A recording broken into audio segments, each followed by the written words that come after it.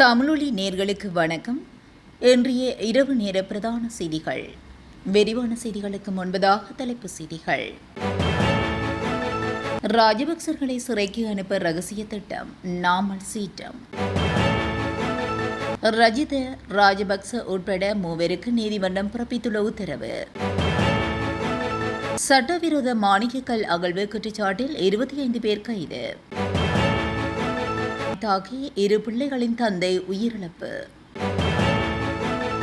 வெளிநாட்டு பல்கலைக்கழகங்களில் கற்க வாய்ப்பு, பிரதமரின் அறிவிப்பு. செம்மணி மனித புதைகுழி குற்றவாளிகளுக்கு தண்டனை உறுதி, நீதி அமைச்சரின் தெரிவிப்பு. ஒரே டிக்கெட்டில் மாலைதீவின் 17 தீவுகளுக்கு பயணம். அவதானம் மக்களே, பல பகுதிகளுக்கு பலத்த காற்று எச்சரிக்கை. ஜப்பானில் சக்தி வாய்ந்த நிலநடுக்கம், விடுக்கப்பட்டுள்ள சுனாமி எச்சரிக்கை. தொடர்பான விரிவான செய்திகள். ராஜபக்சாக்களுக்கு எதிரான வழக்குகளை எவ்வழியிலாவது விரைவுபடுத்துவதற்கே அரசு முயற்சிக்கின்றது என்றும், அரசியலமைப்பு திருத்தமூடாக நீதி அரசர்களின் பதவி காலத்தில் நீடிக்கும் தார்மீக உரிமை அரசுக்கு கிடையாது என்றும் ஸ்ரீலங்கா பொதுஜன பெரமுனவின் தேசிய அமைப்பாளரும் நாடாளுமன்ற உறுப்பினருமான நாமல் ராஜபக்ச தெரிவித்திருந்தார். கொழும்பில் இன்று திங்கட்கிழமை நடைபெற்ற மக்கள் சந்திப்புகளின் பின்னர் ஊடகங்களுக்கு கருத்து தெரிவிக்கும் போதே அவர் மேற்கொண்டவாறு குறிப்பிட்டார். நாட்டு மக்கள் பொருளாதார ரீதியில் மிக மோசமாக பாதிக்கப்பட்டுள்ள போதிலும் அவர்களின் வாழ்க்கை தரத்தை மேம்படுத்துவதற்கு அரசு எவ்வித நடவடிக்கைகளையும் இதுவரை முன்னெடுக்கவில்லை. அதற்கு மாறாக அரசியல் பழிவாங்கல்களை முன்னிலைப்படுத்தியே செயற்படுகின்றது என்று நாடு பொருளாதார ரீதியில் முன்னேற்றம் அடைந்துள்ளதாக ஜனாதிபதி குறிப்பிட்டாலும் மக்களின் வாழ்க்கை தரத்தில் எவ்வித முன்னேற்றமும் ஏற்படவில்லை. எனவே விவசாயிகளின் போராட்டங்களுக்கு இன்று வரை நியாயமான தேர்வு கிடைக்கவில்லை. நீதித்துறையின் சுயாதீனத்தை பாதுகாப்பதாக கூறிக்கொண்டு ஆட்சிக்கு வந்த அரசு தற்போது நீதித்துறையில் ஆதிக்கம் செலுத்த முயற்சிக்கின்றது. ராஜபக்சாக்களை சிறைக்கு அனுப்புவதற்காகவே நீதியரசர்களின் பதவிக்காலம் நீடிக்கப்படுகிறது என்று ஆளுதரப்பு உறுப்பினர் பகிரங்கமாக குறிப்பிட்டுள்ளார். அரசமைப்பு திருத்தமூடாக நீதி அரசர்களின் பதவிக்காலத்தை நீடிக்கும் தார்மீக உரிமை அரசுக்கு இல்லை. நீதியரசர்களின் பதவிக்காலத்தை அதிகரிக்க வேண்டுமாயின் இது தொடர்பில் சர்வஜன வாக்கெடுப்பு நடத்தி மக்களே இதனை தீர்மானிக்க வேண்டும் என அவர் குறிப்பிட்டுள்ளார். முன்னாள் நீதி அமைச்சர் விஜயதாச ராஜபக்சவின் மகனும் சட்டத்தரணியுமான ரகித ராஜபக்ச உள்ளிட்ட குழுவினருக்கு பிணையில் செல்ல அனுமதித்து கொழும்பு பிரதான நீதிவான் நீதிமன்றம் உத்தரவு பிறப்பித்துள்ளது. இது தொடர்பிலான வழக்கு இன்று விசாரணைக்கு எடுத்துக் கொள்ளப்பட போதே மேற்கண்டவாறு உத்தரவு பிறப்பிக்கப்பட்டுள்ளது.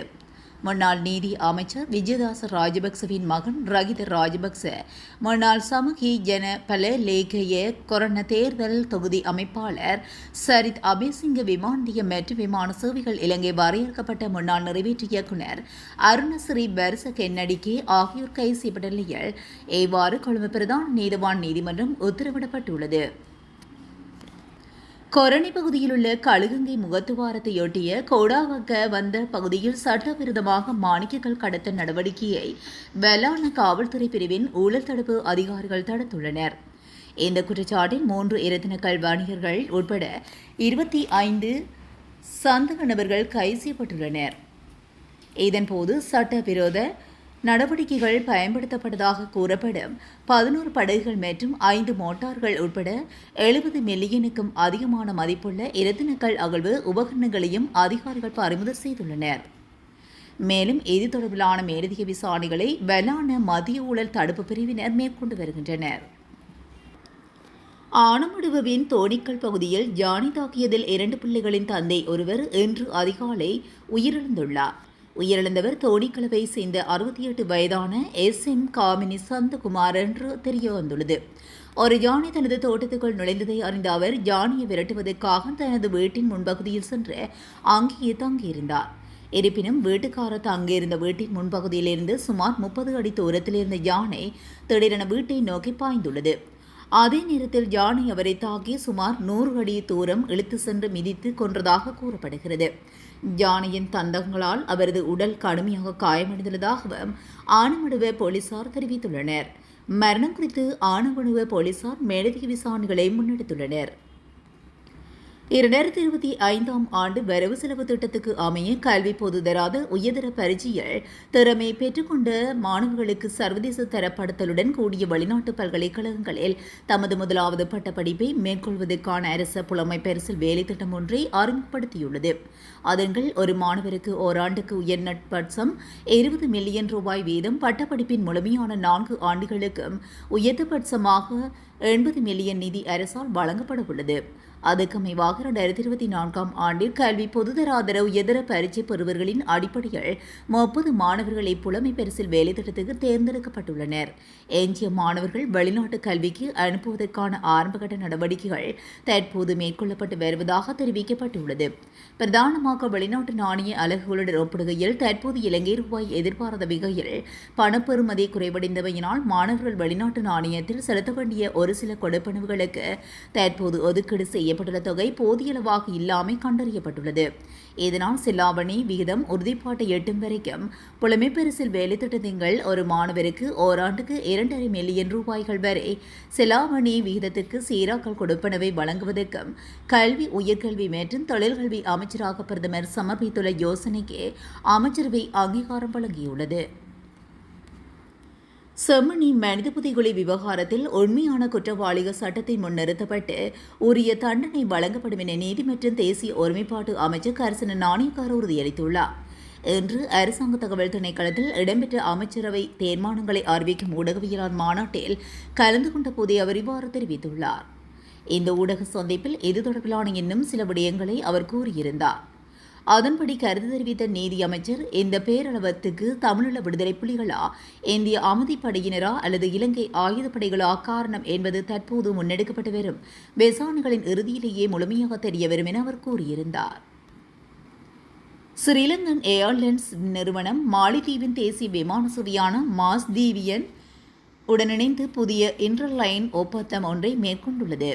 இதன் மூலமாக பயணிகள் மாலைதீவின் 17 உள்நாட்டு தீவு இலக்குகளை ஒரே விமான சீட்டின் மூலம் மிக இலகுவாக சென்றடையும் வாய்ப்பு உருவாக்கப்பட்டுள்ளது. இப்புதிய ஏற்பாட்டின்கள் மாலைதீவின் மாலேவில் உள்ள பெலனா சர்வதேச விமான நிலையம் மற்றும் ஹான் தீவில் உள்ள ஹான் சர்வதேச விமான நிலையம் ஆகிய இரு பிரதான முனையங்கள் வாயிலாகவும் உள்வரும் மற்றும் வெளிச்செல்லும் பயணிகள் தடையற்ற பயண அனுபவத்தை பெற முடியும்.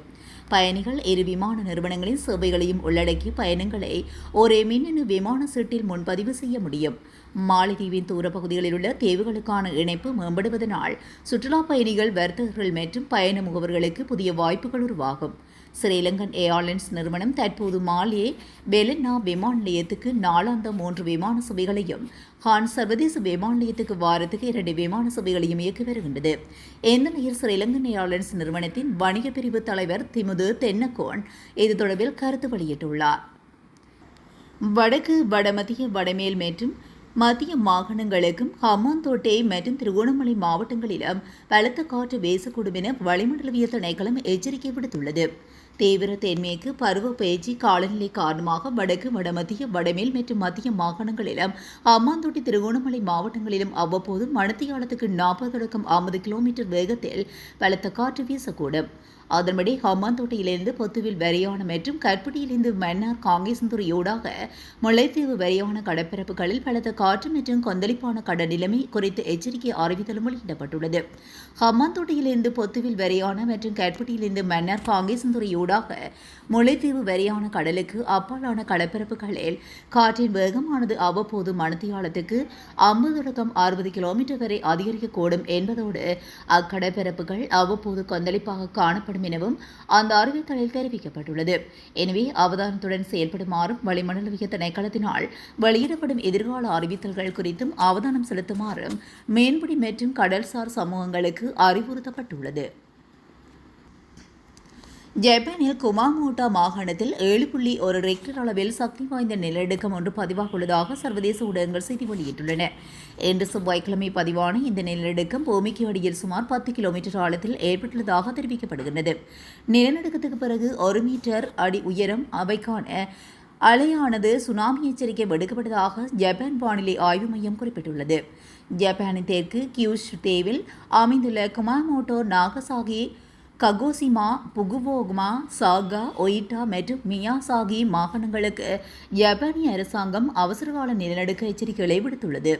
நிலநடுக்கம் ஏற்பட்ட குறித்த பகுதியில் மற்றும் DSMC உள்ளிட்ட நிறுவனங்களுக்கு உற்பத்தி மையங்கள் இருப்பதாகவும் சுட்டிக்காட்டப்பட்டுள்ளது. இந்த நிலநடுக்கத்தினால் ஆயிரக்கணக்கான வீடுகளுக்கு மின்சாரம் துண்டிக்கப்பட்டதுடன் தொடர்ந்து சேவைகளும் நிறுத்தப்பட்டுள்ளன.